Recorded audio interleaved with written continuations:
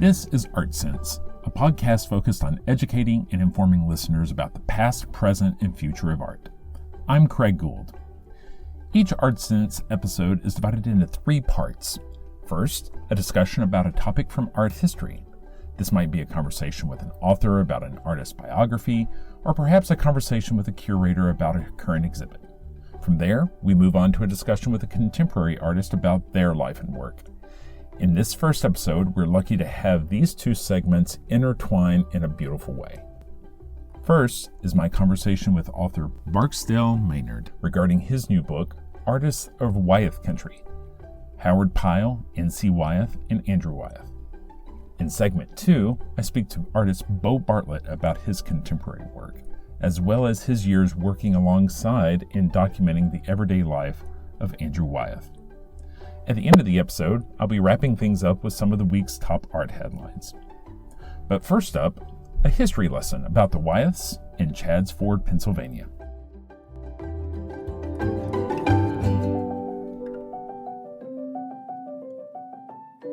Barksdale Maynard, thank you for joining us today to talk about your new book, Artists of Wyeth Country, Howard Pyle, N.C. Wyeth, and Andrew Wyeth. Thanks very much, Craig. Great to be here. Yeah. And so can you give us a little bit of background about just kind of an overview of what you talk about in your book and what you have found about the Wyeths and their relationship to this part of the country? Well, thanks. I had written a previous book about the Brandywine Valley. That's incorporating parts of Delaware and Pennsylvania. And the Wyeths are forever associated with the Brandywine Valley. They are the most famous artists this region has ever produced. And so I really have tried in both of these books to remind people how important the Brandywine Valley has been for our culture, our national culture, just 20 miles outside of Philadelphia, but very, very beautifully preserved, very rural. And it's here that Howard Pyle and the Wyeths flourished. They painted the rural countryside, especially the colonial aspects of that, for collectively more than 100 years. So Howard Pyle, N.C. Wyeth, they both were part of a rich tradition of illustration. N.C. Wyeth was kind of the premier illustrator for classics in his day, correct? That's absolutely right. And Howard Pyle set up a summer art school along the Brandywine Creek in order to take his students out of Philadelphia and immerse them in the countryside, in the colonial countryside. So you've got old fences and old houses and cows trundling down these dirt roads. And Howard Pyle wanted his students to be able to paint those things, be able to depict those things, because in the 1890s, a lot of illustration was illustrating historical stories, historical novels, increasingly about American subjects. And Howard Pyle said, I'm going to found a school of true American art. And it's going to happen right here along the Brandywine. Sure. And so is part of that related to the specific topography of the area? I mean, is there a variety of landscape in terms of valleys, pastures, thickets, rivers? I mean, is it the variety that attracted them out there, or was it the history attached to the area? I think it's very largely the history. Chadds Ford, where Andrew Wyeth grew up, where his father N.C. Wyeth painted and lived, that's the heart of the Brandywine battlefield. The largest land battle of the Revolutionary War was fought right along the Brandywine. And to a remarkable degree, that countryside was unspoiled and unchanged, even up to the time that Andrew Wyeth started to paint there in the 1930s and 40s. It was really quite old-fashioned, lovely, traditional, and you could reach this area. It's an easy train ride or later car ride going west from Philadelphia. So the Brandywine attracted artists, writers, poets in a steady stream for many, many generations. And so is the area today how Andrew Wyeth, N.C. Wyeth would have seen it 40, 50, 100 years ago? Has the 21st century caught up with the Brandywine, or is it in many ways because we see it in the depictions? This is one of the themes of my new book, Artists of Wyeth Country. My book is not only a short biography of Andrew Wyeth, but it's also a guidebook. So you can take this book in the car, drive around, and you can see for yourself that, in fact, the countryside has changed dramatically. It is quite extraordinary how much it has changed. I've got aerial photographs in the book that have never been reproduced before, but they were taken in the 1920s and 1930s, and they show agriculture limitless, agriculture to the horizon. That's changed. Agriculture has faded away, and suburbanization has washed across the landscape so that really it's hard to see in some cases exactly what was it that appealed to N.C. Wyeth. What was it that appealed to Andrew Wyeth? Increasingly, those landscapes are blurring and fading away, not only from housing developments, but also from the growth of trees and the growth of invasive plants that are filling in the landscape. It's no longer that rolling, wide open countryside like you think of with an Andrew Wyeth painting. Increasingly, it is a much more densely developed and densely vegetated landscape. And so, your book, it sounds like it's really in two parts, or how should I say? It's it has two focus. One kind of biographically, and the second kind of providing a tour of the landscape, and maybe how the family or these three artists are intertwined with the landscape. And maybe you can tell us, it sounds like you did a lot of really in-depth research and talking with people in the area about their experiences with Wyeth to kind of get firsthand accounts. What were some things that you learned in the process of doing this book that maybe you had never come across in reading other Wyeth biographies? Well, I think one of my goals with this book was to talk to people who knew Andrew Wyeth. And this has to be done right now because people who knew him well, they are, of course, fewer and fewer every year. Andrew Wyeth died in his 90s about 12 years ago. So the number of people who were close to him, they're increasingly hard to find. But I talked to probably 50 people, I'm just guessing, who knew him or were in some way close to the Chadsford community. And the goal was to try to paint a picture of him as he actually was. For one thing, how did he work? How did he paint? This is very much a walking painter, as I call him. He liked to be outdoors. He liked to wander through the hills of Chadsford. And so it was fascinating to talk to people who saw him do that and observed his working methods.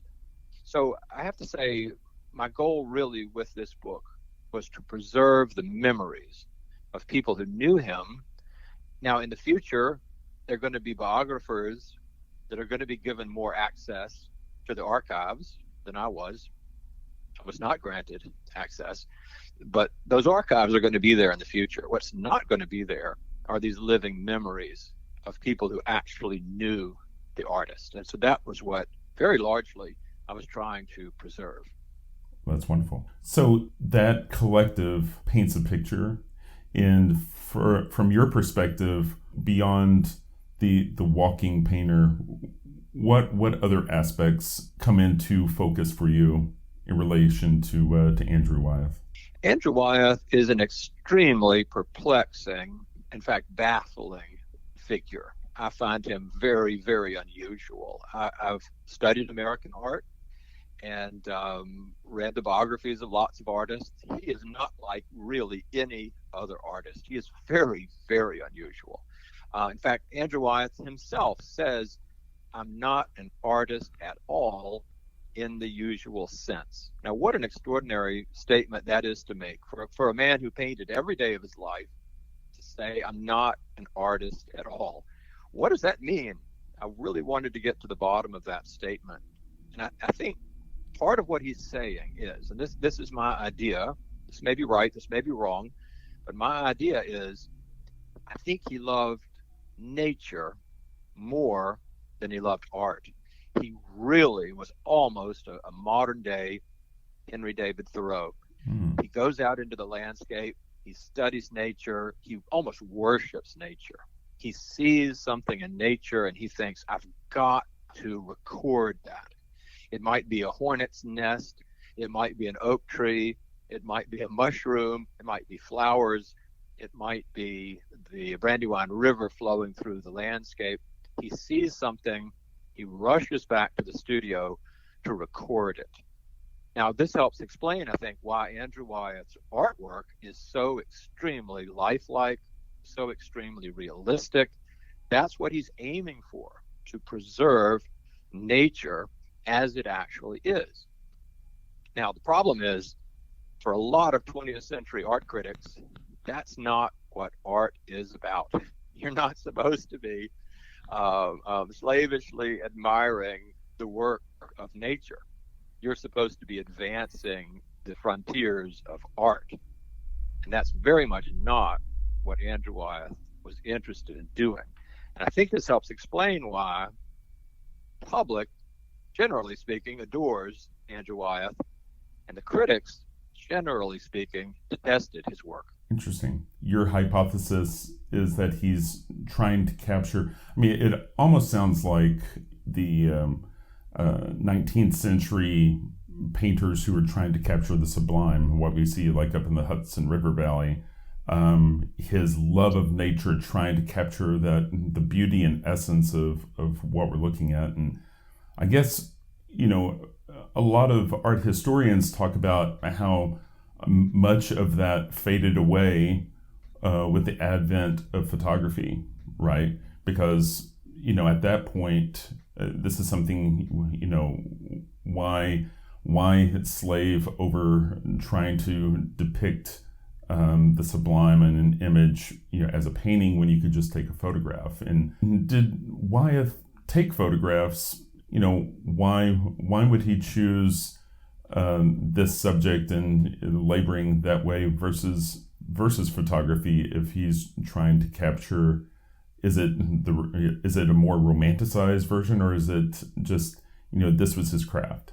Well, that's a very important, that's almost a crucial question to understand. How does an artist in the age of photography continue to paint the way Andrew Wyeth paints, as if he himself is the camera lens, as if he's never even heard of photography? I mean, it is extraordinary. Photography is 100 years old by the time Andrew Wyeth even starts painting, and yet he ignores photography.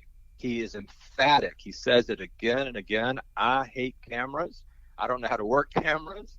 He says if you base your art on photography, your imagination has no chance. That's what he said. And frankly, I think that's a good message for a lot of realist painters today. A lot of realist painters today who greatly admire Andrew Wyeth, I think greatly over-rely on photography. Andrew Wyeth warned against it. Don't use photography. Use your eye. Use your hand. Record what you see. Photography does not factor in. Now, why is this? I think because he is really the last 19th century painter.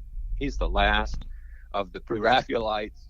He's the last of the early Victorian artists, living years out of time, essentially. But he follows very old, traditional means of art, deliberately anti-modern. That's the word I use again and again. He is anti-modern. He doesn't want to be in the 20th century. I think he wants to be, watching the Battle of the Brandywine unfold in 1777. He really is very much a anti-modern figure, which is unusual, isn't it, in American life? Mm-hmm. So is there one story of these 50-odd people that you spoke to that kind of stuck with you, or kind of encapsulated or added to the mystery? I mean, I imagine that there was somewhere in there was a story that was surprising or especially revealing? Is there one that kind of sticks with you?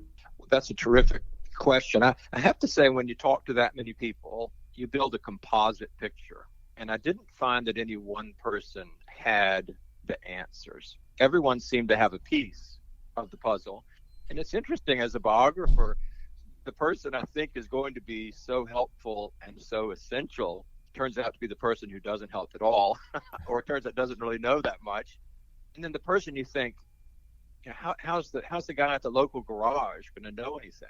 And then the fella says something like, wow, that is so revealing about this man.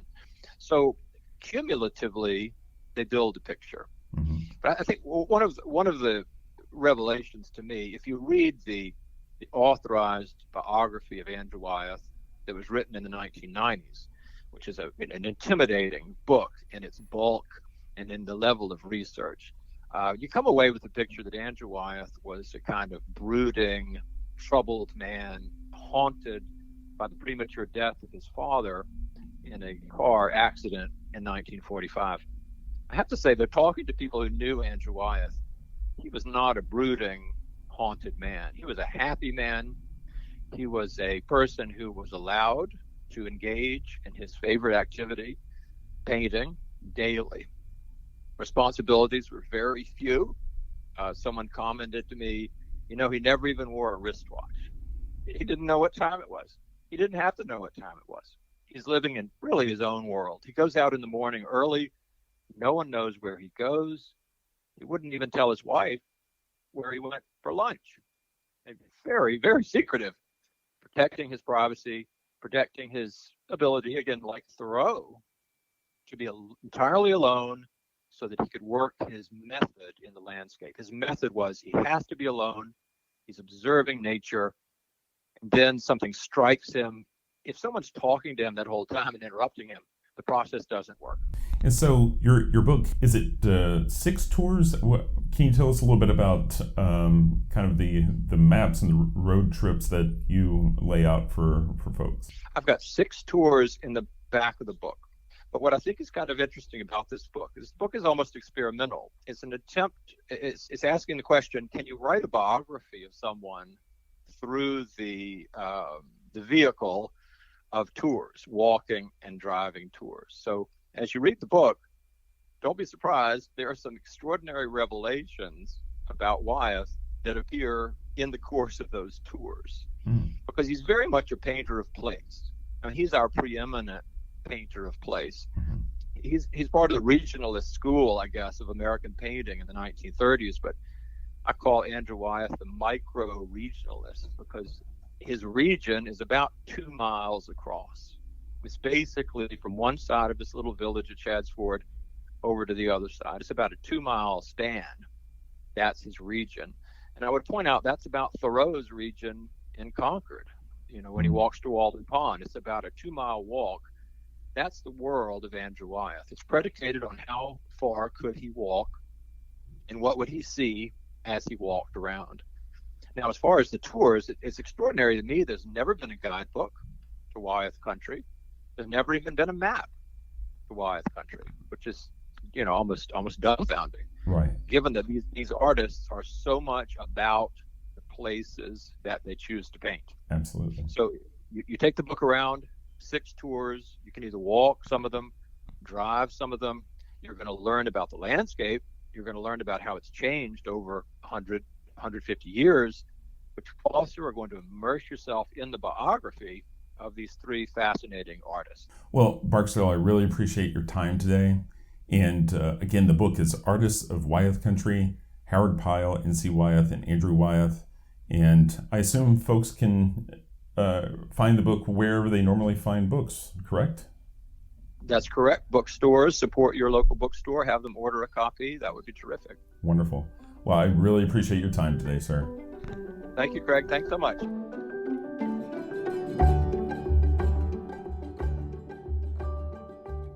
I have a question for you.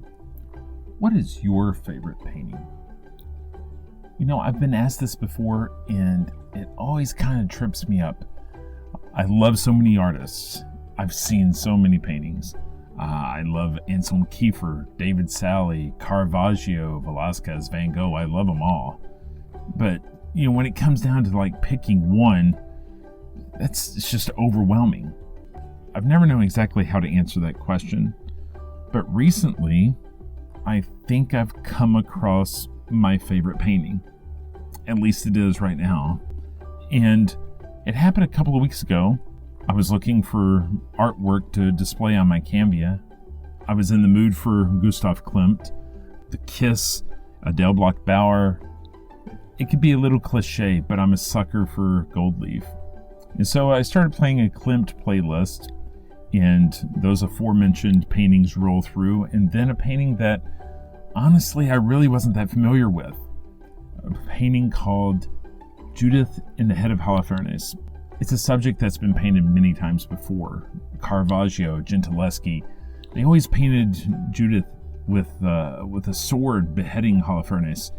Here, in this painting, we see her triumphant, holding Holofernes' severed head while looking directly at us with an expression that's somewhere between pride and something sensual. And it's amazing. It's Art Nouveau-ish. It's got gold leaf. It has this Tiffany and Company blue.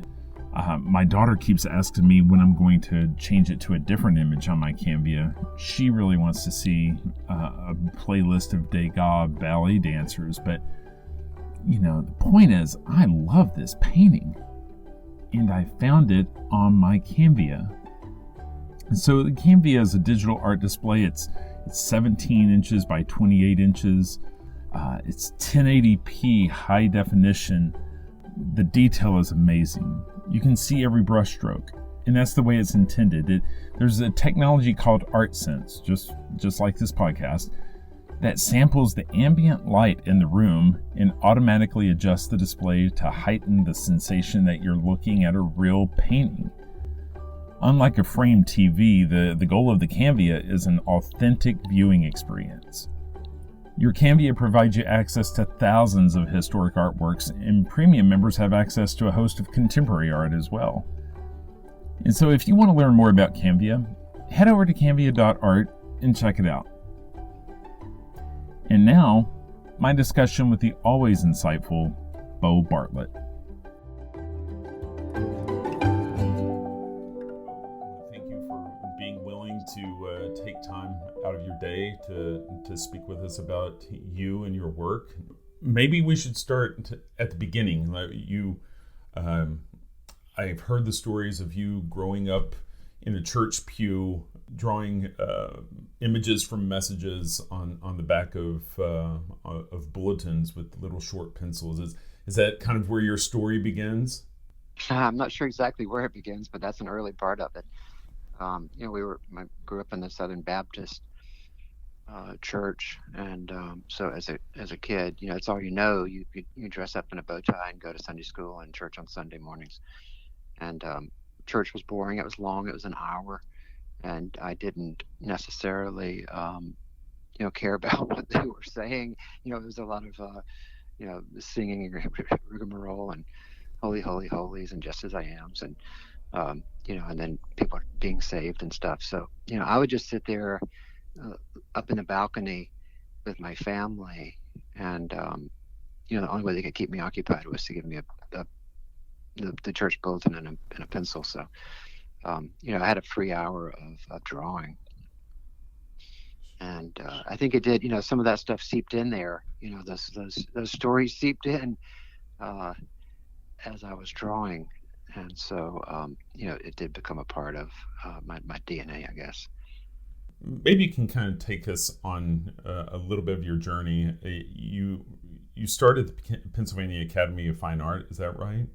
Yeah. So when I was 18 in high school, I was going to a small private high school in Georgia, and one of my English teachers gave me the book. My Name is Asher Lev, which was, I don't know if you know it, it's Chaim Potok. It's a great book. It's a great read. It's an easy, quick read. But in that story, Asher goes to Florence to study art. And I knew nothing about art. I knew nothing about what art was or where the art world was or anything. So I just did what this fictional character did. And I went to Florence at 18. And there I met Ben Long, an American expatriate painter who was a Vietnam vet. And he was studying with Pietro Annigoni. And while I was there, I got the list of some Americans that I could study with because I was coming back to America because I was going to be getting married at 18 to my high school girlfriend who was pregnant. And so I was there in Florence for about 5 or 6 months, and I learned to draw from Ben. He was a great draftsman. And there were it was a list of 10 people, but there just weren't many realistic representational painters at that time. Right. So two or three of them were in the Pennsylvania area, Philadelphia. Mm-hmm. So Nelson Shanks was on that list, and Andrew Wyeth was on that list. So I moved to Philadelphia. I started school at Philadelphia College of Art, and started trying to find these teachers that I could study privately with, because I just felt like, having learned to draw from Ben Long, that would be the easiest way to learn to paint representationally, since they weren't teaching it really anywhere at the time. There weren't all of these ateliers or academies at the time. I switched over to the Pennsylvania Academy because the focus was on painting. Mm-hmm. And even though there was a lot of ABEX things going on at the time. And meanwhile, I went out and tried to study with Andrew Wyeth. I'd actually called him on the telephone, and he picked up the phone. And back then you could just call, was it 411, or I think you could just call information and get people's I think there was even like 555-1212 way back in the day. There was a number of, or just pick up, zero, ask the operator, things exactly. That people, that age before the internet, right? Yeah. There was actually this great service in Philadelphia where you could just call the free library and ask them a question, and they would go say, hold on, and they would go look it up in the dictionary encyclopedia, and they'd come back and answer any question you had, which was an amazing service. That was back when we had like Ma Bell, and your telephone was wired up to the wall and everything. Right. Anyway, so I called Andrew Wyeth, and he picked up the phone, and his wife Betsy was in the background. I could hear her clanging the dishes she was washing the dinner dishes at the sink, and he said, I don't take students, but come out tomorrow and we can meet. And so I borrowed a friend's car and drove from Philly down to Chadds Ford and tried to meet him. I asked at Hank's where he lived, and they sent me down to his house, which was the mill down Route 100. Mm-hmm. And I went down and knocked on the door, and Betsy, his wife, answered. Now, you have to realize it was the 80s. I mean, it was the 70s. It was the late 70s, 77 maybe. And I looked like Rasputin or something. I mean, like, yeah, it was scary. It was pretty scary. Long hair, long beard and everything. And I terrified her. She sort of like slammed the door quickly. And I said, is Andrew Wyeth here? And she said, no, I don't know where he is. She closed the door. And so I felt sort of jilted, I guess, because we had a meeting. What I didn't know is that his studio was across the other side of Route 1, a block away. And, he was probably there painting Helga or something, but I didn't meet him at that point.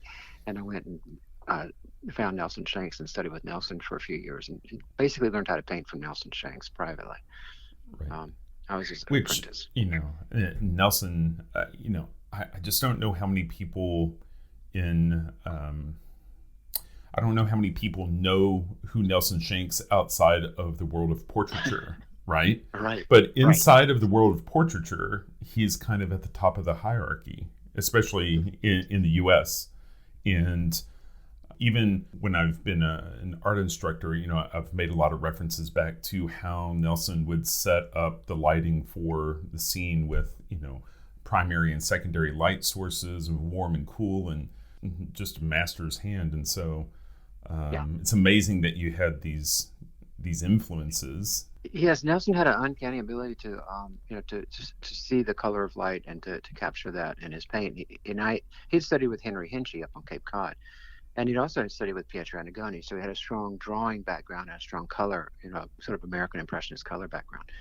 So he brought those two things together. So when I was asking around the Pennsylvania Academy, which is where I was in school, who I might, who would be best to study with outside of there, which they were all saying, no one, just stay here. which I did. I stayed and graduated, but while I was there, I also studied privately. And so, they were saying, and I would say to them, but he paints basically the world the way I see it. Nobody else is doing that. And they say, oh no, don't go study with him. But I did. I spent 2 years right by his side. And the only way he would teach was he would just paint. He'd be painting a subject, whether it was a portrait or a painting for himself, a nude or something. And he didn't say a word, and I just watched him mix his colors and watched him paint. And I would paint right beside him, and so it was just learned experientially. It wasn't a theory or anything. It was just learning how to mix the colors by looking at his palette at the end of each break, how he got there. So it was a fantastic education. And so I did it before. I studied with him when he was still painting on the north window out in New Hope, Pennsylvania, before he had moved over to the barn at Andalusia, and that was before he'd really started working with the lights so much. He did use lamps sometimes, just sort of like as a sort of secondary, kicker kind of thing. But I really through the Hinchy way of looking at the actual, not the local color, but the actual affected color of the light from the light source. That's how I really learned to understand color. And then I left there and combined it with my own things, and my own kind of narratives and things, and ran with it. But I always credit him for teaching me free. He taught me free how to paint.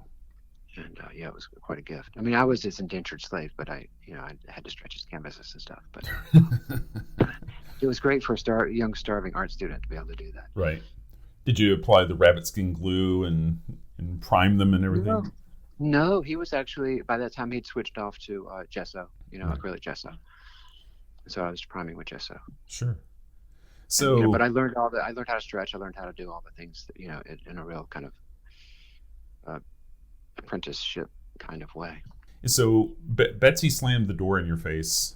At what point did you decide to go back and knock on the door a second time? Well, I met him for the first time. I was at the Pennsylvania Academy. I think I was in my senior year or junior year, and Jamie was having a show at. If I remember correctly, they were planning to have a show of Jamie's at the Academy, and Andy and Jamie were around one day, and I heard, we had private studios up in the upper floors on Chestnut Street at the Pyle House, and word quickly spread that Andrew Wyeth was downstairs. So I flew down, and Andrew Wyeth was not highly regarded among the faculty at the Academy. I mean, they called him, perhaps a fine draftsman. That's the quote, if I remember correctly. Perhaps he's a fine draftsman, but it wasn't painter, and so. But anyway, so I flew down and met him and shook his hand, and I remember calling my mom on the payphone and put a dime or quarter or whatever it was, and put it in, called her and said, I'll never wash my hand again, and so, but years later, after I started showing in New York, I showed in Philly first, and then I showed in New York with PPOW, and I'd had a bad review, and then in New York Times, Roberta Smith gave me this really bad review, and I had many worse ones since then, but at the time that was the worst I had, and it really shook me. And Betsy Wyeth, Andy's wife, had read that review in the Times, and someone had given her a catalog from that show, and so she called me on the phone and just said, she'd really like to meet me. And it was, I think, I didn't realize that, but I was becoming one of her projects. I mean, Betsy Wyeth always took on projects. Andrew Wyeth was one of her projects. Right. So she would take on projects and, see them through, whether that was a book or a museum show for Andy, or whether it was a person or an island. She would take on these projects and she would see them through. And so, unbeknownst to me, I was becoming a Betsy Wyeth project. I was just going out to meet them because I was honored. And so she invited me out and started buying paintings from me, and which I was happy at the time, and because of the review in New York hadn't helped career-wise. And so then she was looking at my bio, and she said, I see you've gone to film school. And I'd gone to NYU to Tisch for film. And she said, I see you've gone to film school. And even though I'd never finished a film before, she said, I want to make a film on Andy. Would you help me? And I said, sure, I'll do it. So she hired me. So for 5 years, I worked for, and this was in the middle of while I was still showing it in New York with PPOW. I was helping I was actually not helping. I was making this film on Andrew Wyeth. It became Snow Hill, the film. It was a documentary. And so I was spent every day with them for 5 years. At the end of the day, I'd go over and have dinner with them and with Andy, and we'd talk and draw. And so we became best friends, and we were best friends until the end of his life, until he passed. Wow. And so what were some of the more meaningful tidbits that I say tidbits? Well, I mean, there's musings that Andrew gave you that maybe you carry with you in your practice today. You know, it's interesting because I had sort of been ensconced in the Pennsylvania Academy and the art world, and it had been trained out of me. I mean, I liked Wyeth a lot when I was a kid. I mean, it's one of the only artists I knew, you know. Mm-hmm. I mean, Rockwell and Wyeth and Picasso maybe, but because they were famous, you know. And so I had grown up liking Wyeth a lot, and then I mean, it was a nice and an honor to meet him, but I was still carrying this baggage from having been trained that, you know, he wasn't really a painter. He wasn't a real painter. And that, you know, he was sort of a country bumpkin, you know, regionalist. And so, you know, I even though I went and I met them and spent time with them initially, I was, you know, on my high horse. And I remember when I was working on the film, I had this Steenbeck, a flatbed, when I was putting this film through the reels, and I was looking at some of his old paintings, and I was there alone. I spent several hours one day just going through some old footage that Betsy had, and I was, one day it just hit me. I stopped on this frame, and I can't remember which painting that was. It might have been Snow Flurries or one of the landscapes, but I stopped on this painting, and I was like, my God, that's a good painting. You know, it was like a light went off. It's like, wait a second. You know, I've been sold a bill of goods that I was told he wasn't a good painter. And I flicked to the next one. I was like, my God, and that's a good painting too. You know, and I was becoming deprogrammed really.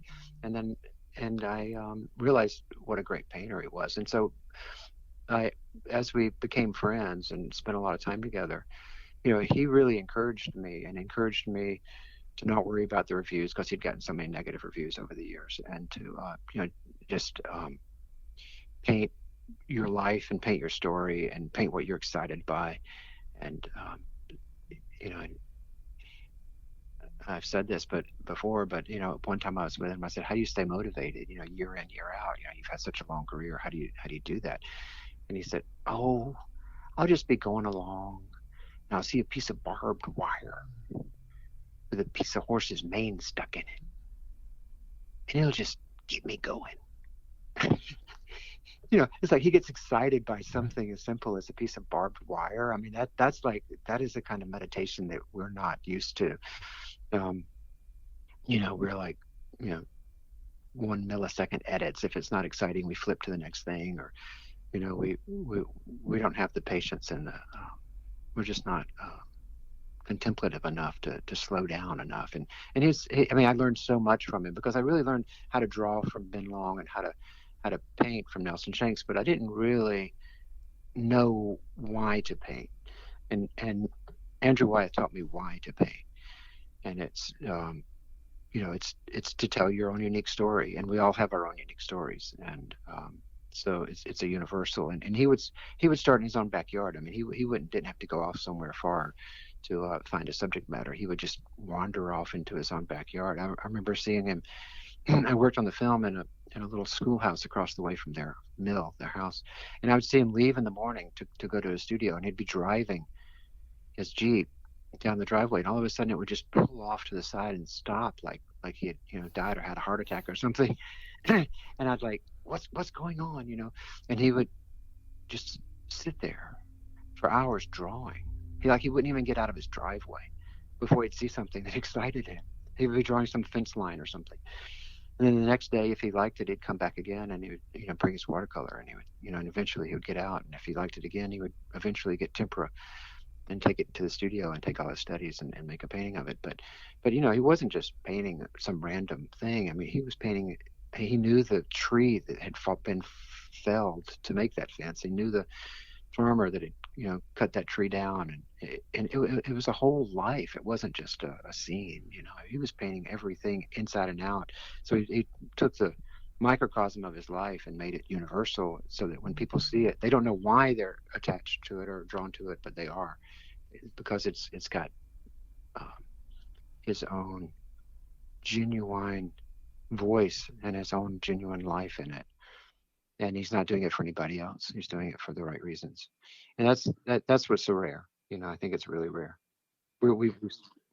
It's the inward, and he said you have to be ingrown to be any good. That's what he told me. It's like, okay, you just think about that. And he says, I never show anybody anything I'm working on, because if they like it, it's a bad thing. And if they don't like it, it's a bad thing. So you realize you really just have to maintain this kind of contemplation and focus like a Zen master. And that's what he told me. Sure. So, I mean, it's almost like his art making was a meditative practice. Completely. In the Christian tradition, there's this idea of pray without ceasing, like live your life as like a prayer, right? And so he was, it sounds like he was, it wasn't a matter of going somewhere and, spending X amount of hours, with a brush in hand. It was like his total experience all day was him processing. Yes, and it was, he wasn't. He said, if you sit there long enough, the life will appear. And so, I didn't really understand what that meant at the time, but it's like if you go out into nature and you sit there for more than about 20 minutes, all of a sudden, like the bugs and the birds and the chipmunks and the foxes and everything will start to just come back, because they realize you're not there to hurt them, and it will. But we don't do that. We just pass through, or we see it and point at it, or we shoot it or something. It's it's not we don't become fully engulfed in life. We don't allow ourselves that. I had a story which he didn't tell me. I didn't paint with him. We drew a lot, but I didn't paint with him. But he had a friend whose name is escaping me now, but who I was talking to about this, about painting, how Andy painted, and he said that he was with him on the Chad's Ford at the Brandywine River one time. Ree Redifer was the guy's name, and Ree said that he was painting right beside him with watercolor, and they were both looking at the Brandywine River and painting the grasses on the side, and he was trying to sort of mimic Andy and be very sort of detailed and like paint every blade of grass, and then Andy was over there painting and huffing and puffing, and all of a sudden he reached over and grabbed a handful of mud from the riverbank and just scrubbed it across his painting side to side. And just like to get the riverbank quickly, and like to get the whole thing down. And Ree Redifer said it just blew his mind. He said he was never able to think about painting or what Andy did the same again, because it was like he understood that it was becoming elemental. It was actually becoming the thing. It wasn't a representation of the thing at that point. It was actually becoming the moment. Wow. So let me ask you, so when I look at your work today, which, you're approaching in 5 or 6 years, probably the age Andrew was when you met him. And, when we look at your body of work, which falls, I guess some people will categorize you as maybe magical realism. I see a lot of references in your work to specific art historical paintings. There's a whole cacophony of influences, but there are a lot of these art history references, whether that's in your painting Leviathan or, this painting or that painting. Can you kind of compare and contrast that versus what we see in Andrew? I guess one of those knocks that they were placing on Wyeth was that, these are pretty pictures, but they don't have those references. Can you compare and contrast who you observed versus who you became as your own artist? Yeah, I'm not sure I can answer directly. I can answer it indirectly, maybe. I mean, Wyeth, even though he, loved tempera and loved the Renaissance masters and loved Bruegel, he was a true original, I think. And I think part of that was this being ingrown, growing up in Chadds Ford and not in the middle of the art world, even though Howard Pyle had been his father's teacher, N.C. Wyeth's teacher. And N.C. had obviously, shown Andy all of the, the history of art, through books. And they would go to the Philadelphia Museum together and, study the paintings there, especially the Bruegel. But I think that I put together a show at the Moore Gallery, a gallery in Philadelphia, back in when was that? Let's see. After I spent time with Andy. Let me see when that was. I don't remember when it was. So I did it maybe in the 1990s sometime, late 1990s.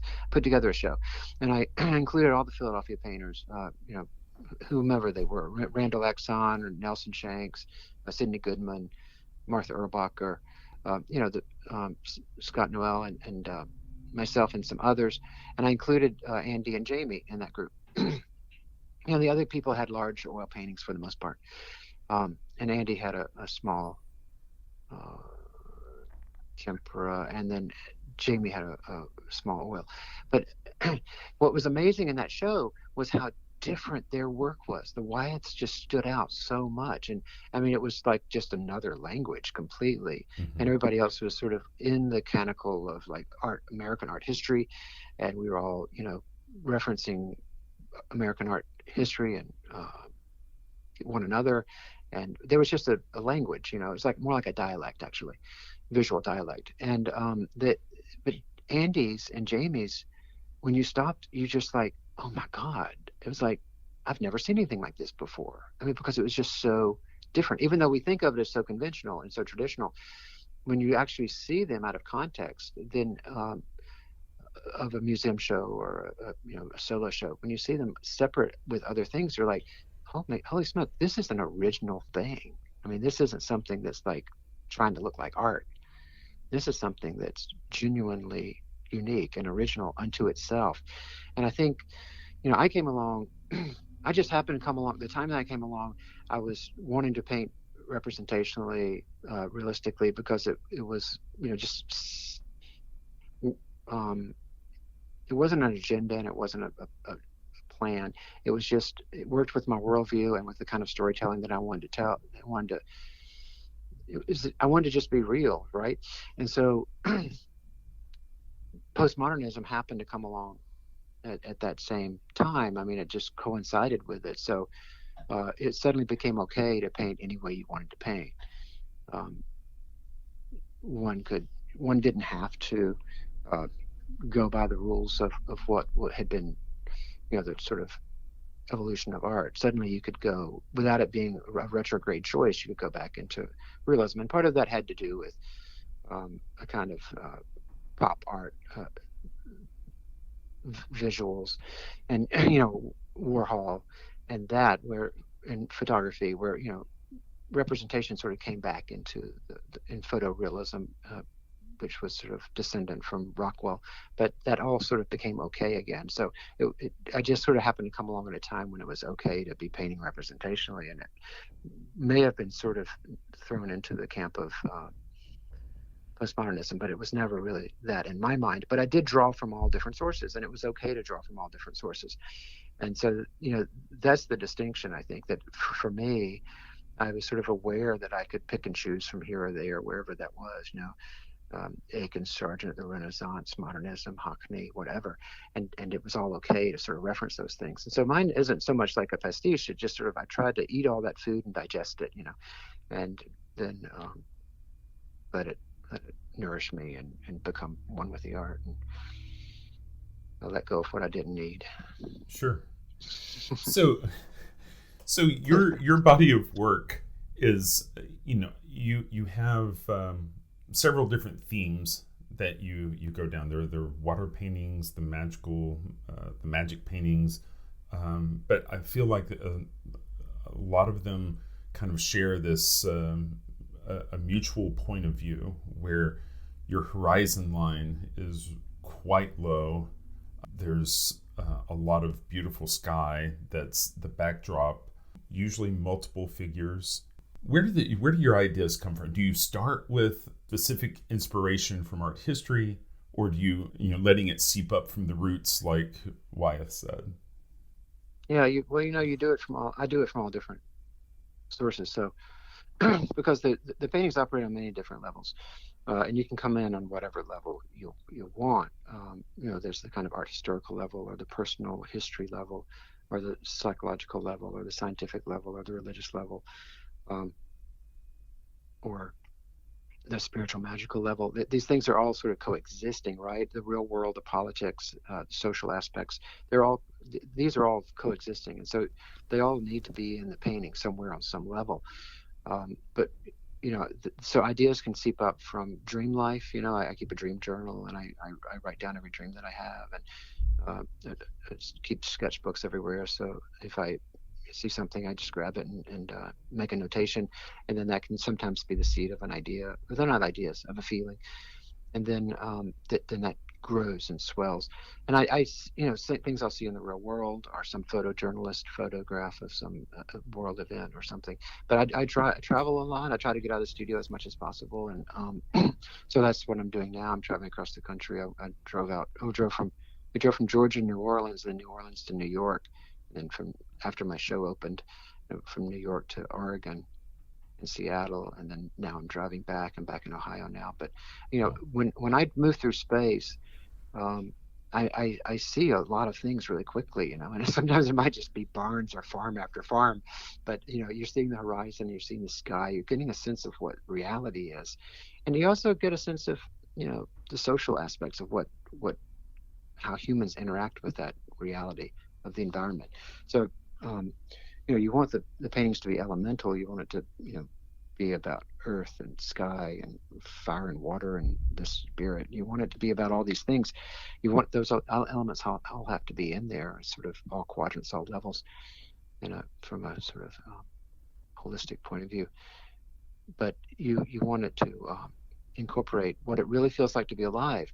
And so that's my goal, is to make this image or an object which holds that feeling of what it feels like to be alive at that moment for me.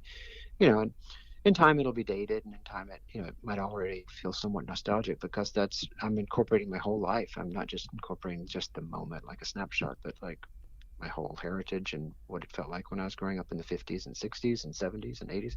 And so I'm bringing not just the present, but also the past along with me, because that's when you've got the full picture in there. But I don't know where it's going to go either. I mean, I have no idea. Like, I don't know what the future looks like or what future art looks like, and so for me either. So I just try not to. I try to be free and stay free. Andrew Wyeth always said, "Keep yourself free, Bo."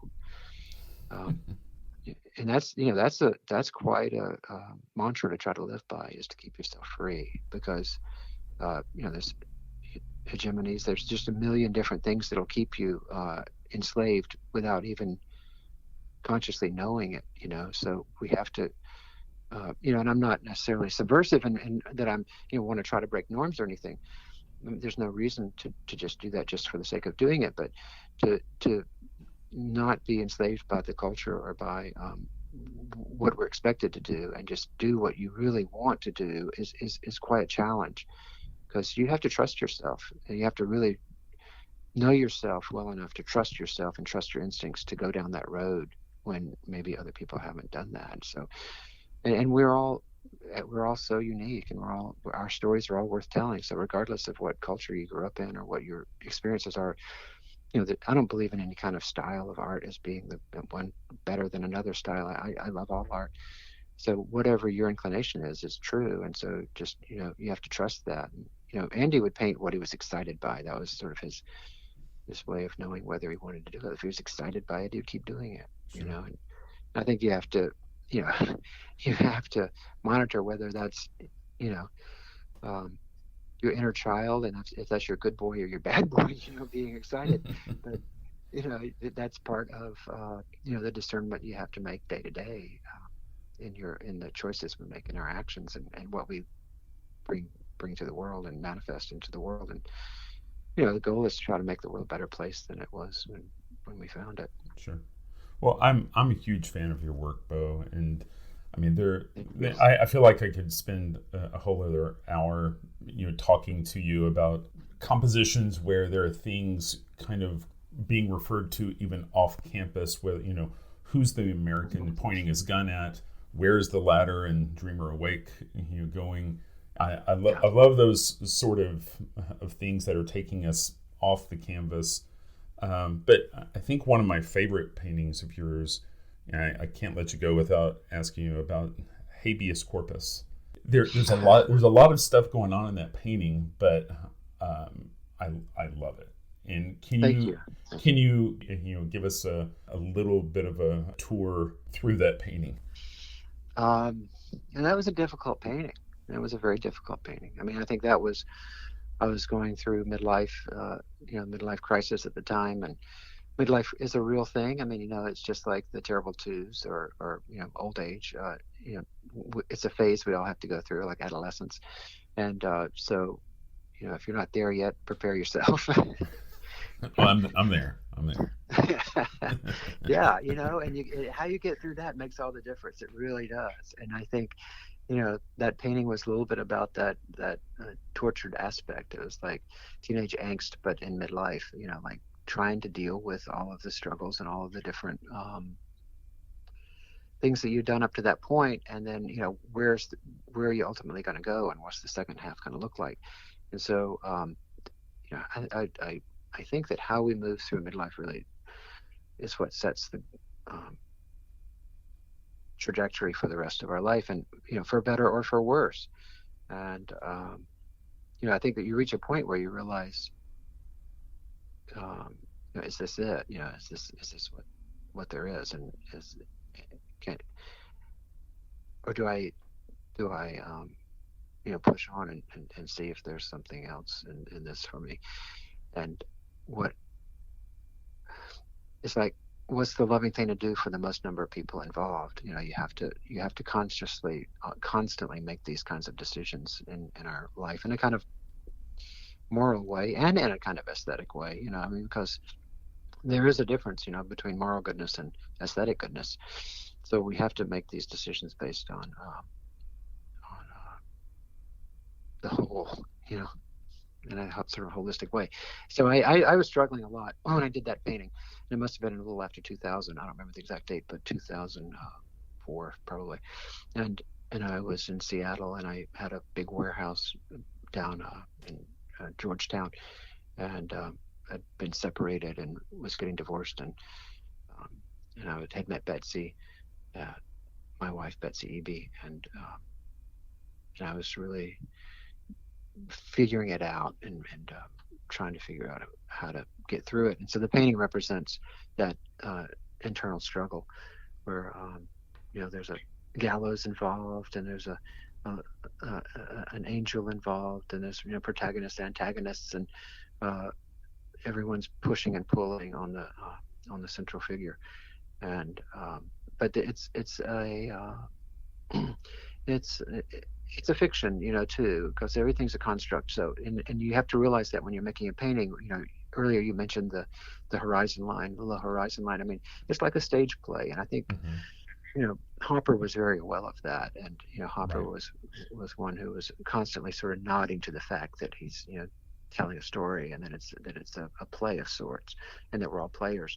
And I think that, that painting in particular does that, where they're literally on a stage and it's playing out before, the vast horizon of a desert and a mountainous scene, but what looks like a boxing ring almost becomes the canvas stretched over the stage, and you start to realize that perhaps the whole thing is just like a carnival sideshow painted canvas, where it's just it's not even what you're really the viewers in the foreground that are looking at it you thought might have been watching this fight staged play, or actually perhaps just looking at a painting. So in that period I was definitely dealing with the different realities, and how there's a multiverse of realities, and we all have our different points of view.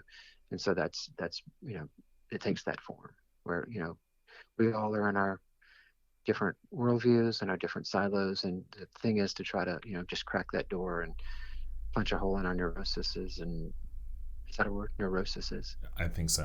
Well, we'll see it is. Right.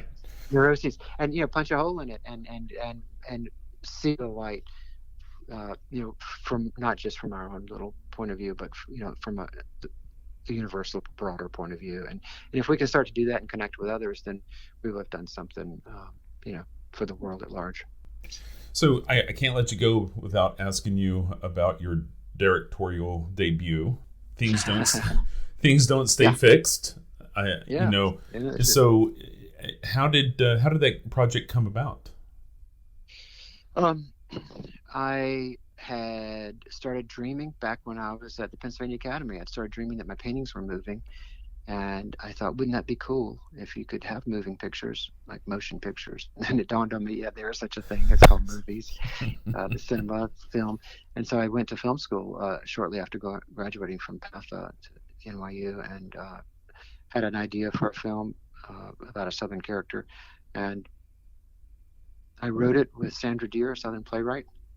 We wrote it way back in the 80s, and I was going to make it. And then, one thing led to the next, and instead the first film that I made was Snow Hill, about Andrew Wyeth. And so after spending time with Andy, all I wanted to do was paint again. I was so charged. And so I sort of shelved it, and I had this screenplay just sitting there all those years. And when I moved back to Georgia to open the Bo Bartlett Center in Columbus, then the film industry had moved to Georgia, so it was all around us. And, right.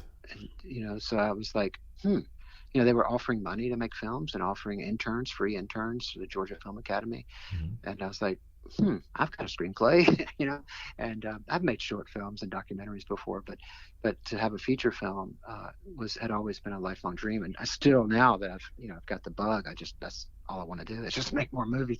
Right. But I had the screenplay, and I had to do a lot of work to sort of chisel it back down to where it needed to be to actually make it, and to make it somewhat contemporary. Although I do think it's a timeless piece. That it's not something that's like just of the moment.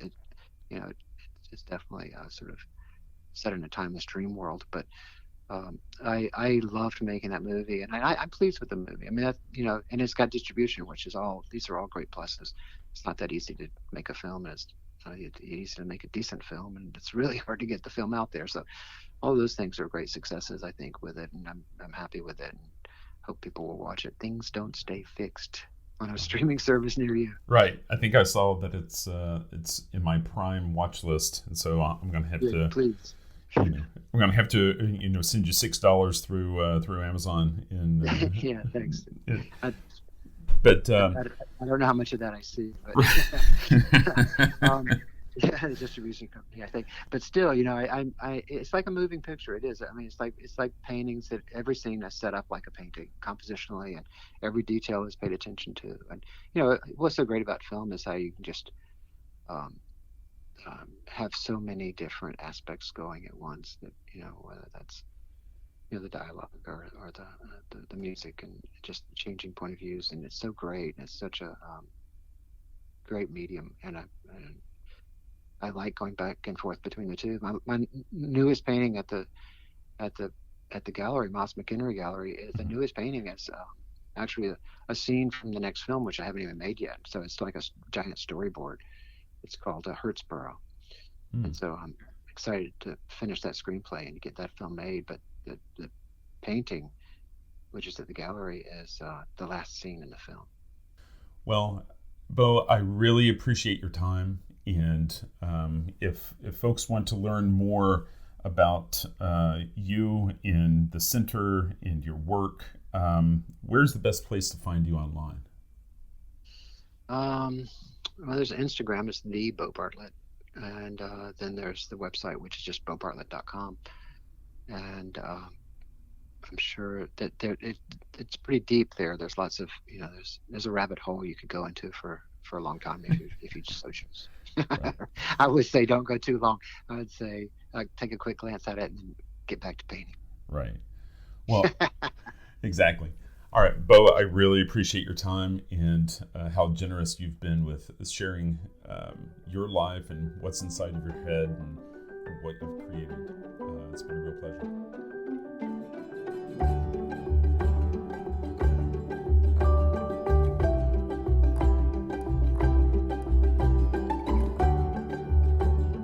And now, the news. So, do you recognize the name Mackenzie Scott? Maybe, maybe not. But she studied under Toni Morrison at Princeton and later served as research assistant to her.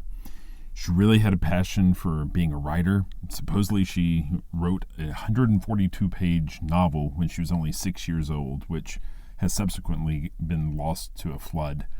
But after Princeton, when she was trying to make it in New York as a writer, she needed to get a straight gig, something that us in the art world are perfectly familiar with. And for her, she saw an opportunity to get a job at a hedge fund in New York. So she goes in for the interview. The associate at the hedge fund finds her appealing, probably in more way than one, because they eventually wind up getting married. That associate at the hedge fund was Jeff Bezos. So they wind up both working at a hedge fund in New York. And in 94, he says to his wife, Mackenzie, "Hey, I've got this crazy idea for a startup. What if we quit our jobs, move to Seattle, and give it a go?" And she's like, "You know what? You should follow your passions. I totally get it. I'm crazy about books. Let's go." So she's driving. He's writing a business plan on a laptop in the passenger seat. And the rest is pretty much history. For a long time, Mackenzie Scott was just known as Jeff Bezos' wife, the mother of their 3 children, and the author of 2 well-received novels. But if we fast forward to 2019, I'll spare you all the details, but there was a divorce, and it was the largest divorce settlement on record. The settlement of the divorce in 2019 resulted in Mackenzie Scott owning roughly 4% of Amazon, which at the time was worth roughly $60 billion. So with that $60 billion, Mackenzie Scott has decided, I want to be a philanthropist, but a philanthropist like no one has ever seen before. Let's start giving away money, and let's start giving away money to people that are doing good work. So let's find people that are doing good things already.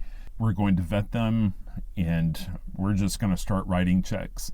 I don't have time to make phone calls. If we can see that they have results, if they're doing good work, this is somebody we should give money to. Mackenzie Scott gave away an overwhelming $6 billion in 2020. And this week she sent out a quarterly note to the world on Medium, outlining how in the first quarter of this year she gave away another $2.7 billion. And on average, these checks are $10 million. The reason this is of note for the art world is that in this latest round of donations, the arts were a big component. And I'll quote from her quarterly letter here. In Mackenzie Scott's words, "Arts and cultural institutions can strengthen communities by transforming spaces, fostering empathy, reflecting community identity, advancing economic mobility, improving academic outcomes, lowering crime rates, and improving mental health." So we evaluated smaller arts organizations creating these benefits with artists and audiences from culturally rich regions in identity groups that donors often overlook. It's almost as if she's become the NEA, right? And so, according to Hyperallergic's Hakim Bashira, who wrote a great article on this, he detailed some of the organizations that were receiving donations from Scott. He quotes, one of the biggest donations went to the California Community Foundation, which received $20 million to support small and mid-sized arts organizations in the LA area. El Museo del Barrio in Harlem, New York, received $8 million, the largest single gift received in the museum's history. The nearby Dance Theater of Harlem received $10 million, and the Museum of Chinese American downtown, which is still recovering from a devastating fire that damaged its archives last year, received $5 million. The nonprofit Souls Grown Deep, which supports Black artists in the South, received $2 million. It goes on and on. But again, Mackenzie Scott is a different kind of philanthropist. When we think of Bill Gates, Gates is a technocratic philanthropist, What that means is he believes he can leverage his business knowledge to fix the world. Scott doesn't think she can fix the world. She wants to enable the folks that are already out there doing it, but have been underfunded. And she's not slowing down.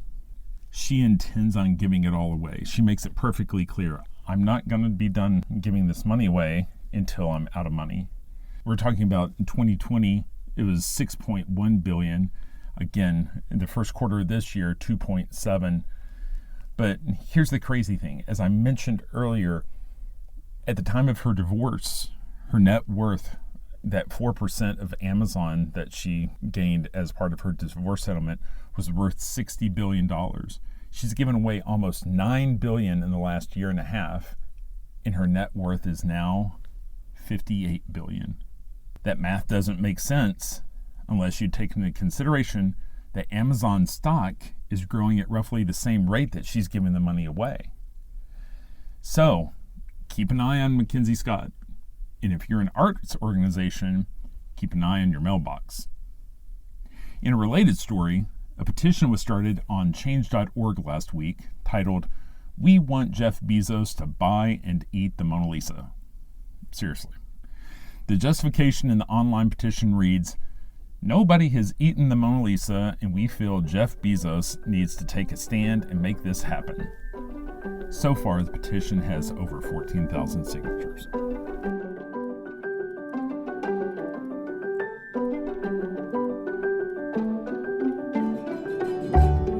That's all the time we have for this week. You've been listening to Art Sense. You can find the show on Apple Podcasts, iTunes, Google Play, Stitcher Radio, Spotify, or your favorite podcast app. If you've enjoyed this podcast, be sure to subscribe, and while you're there, please rate the show and leave a quick review. Your feedback is the key to other folks finding us. If you'd like to see images related to the conversation, read a transcript, and find other bonus features, you can go to cambia.art and click on the podcast tab. If you'd like to reach out to me, you can email me at craig@cambia.art. Thanks for listening.